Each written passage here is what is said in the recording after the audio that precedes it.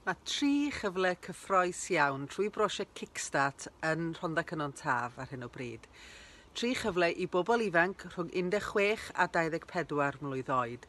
Yr unig ofyn yw eich bod chi'n derbyn rhyw fath o fuddal diweithdra ar hyn o bryd a'ch bod chi rhwng y bracet oed yna. Y 3 chyfle yw cynorthwyydd digwyddiadau, cynorthwyydd gwasanaethau plant a chynorthwyydd Clwb y Bont. Mae'r cynorthwyydd digwyddiadau a cynorthwyydd gwasanaethau plant yn seiliedig yn swyddfa'r fenter sydd yn yr hen lyfrgell y Porth y Rhondda.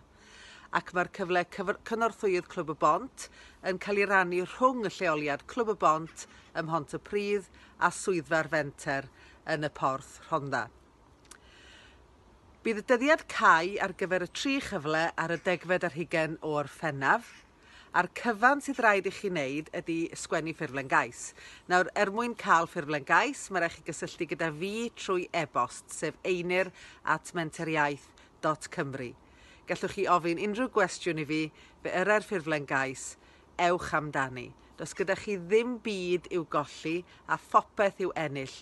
Byddwn yn darparu hyfforddiant, mentora ac arweiniad gydol y 6 mis mae'r prosiect yn para. A pwy a wyr, falle fydd yn llunio llwybr gwaith newydd i chi yn y dyfodol.